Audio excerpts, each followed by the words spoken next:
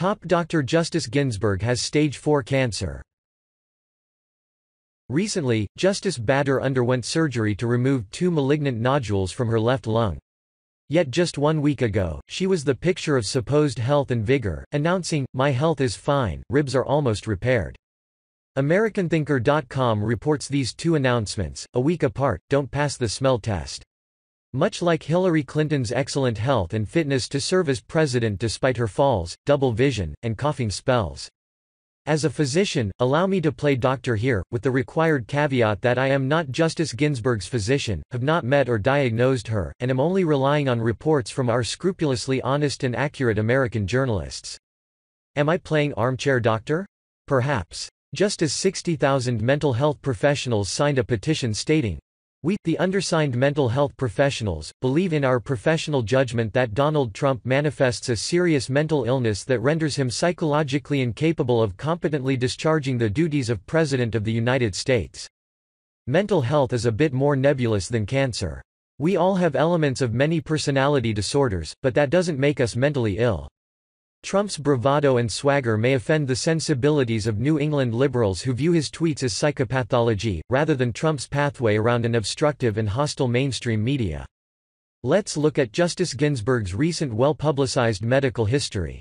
She had surgery to remove 2 malignant nodules from her left lung.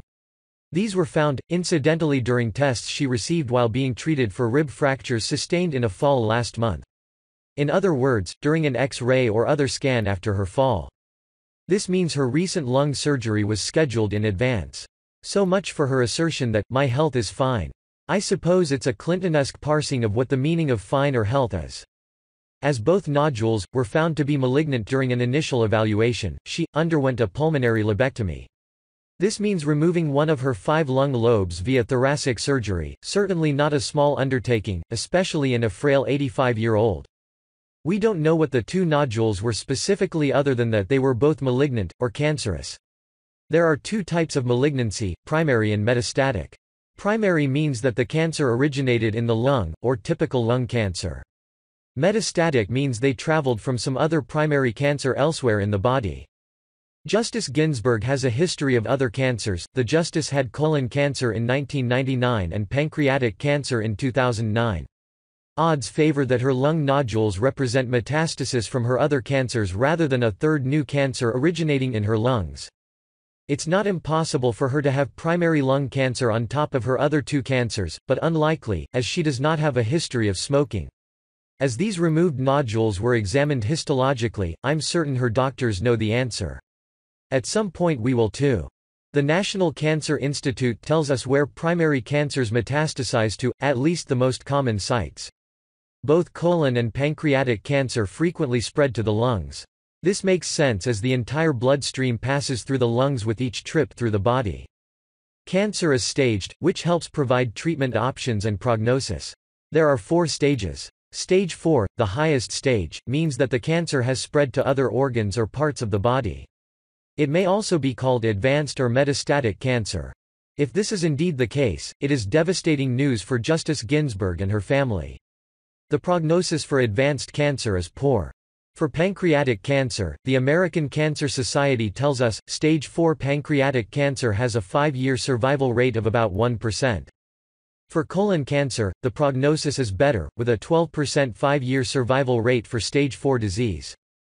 Justice Ginsburg's rib fractures may have been fortuitous as the X-rays found her lung nodules.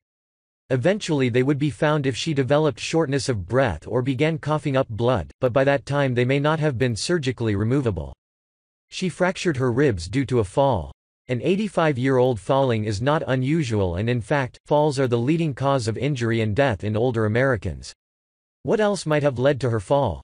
Cancers occasionally metastasize to the brain, which could affect balance.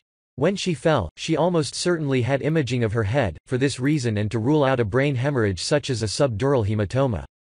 Ronald Reagan, in 1989, suffered a subdural hematoma after falling from a horse. Cardiac issues can also lead to falls. Justice Ginsburg had a coronary artery stent placed in 2014. All in all, Justice Ginsburg has some significant health issues. The media, not surprisingly, tries to downplay this by promoting the RBG workout.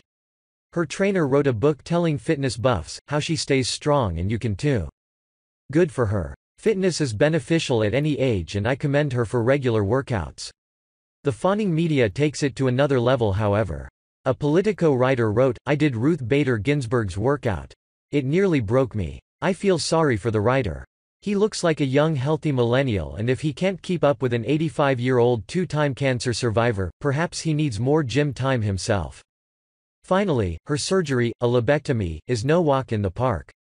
It is a major surgical procedure. Complications are fairly common. Bleeding, infection, breathing issues, and so on, particularly in an elderly person. I wish Justice Ginsburg well, as she has a multitude of serious medical problems and the odds are stacked against her. Her medical battles are connected to the political battle over her replacement. Look how the left attacked Justice Kavanaugh, and he was replacing swing vote Anthony Kennedy. When President Trump nominates a constitutionalist to replace a very liberal justice, the battle will make the Kavanaugh confirmation process look like a Tea Party.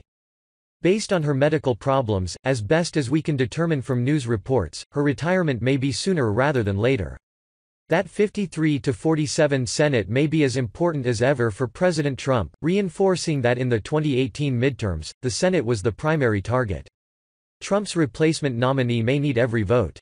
Fasten your seat belts for the upcoming fireworks.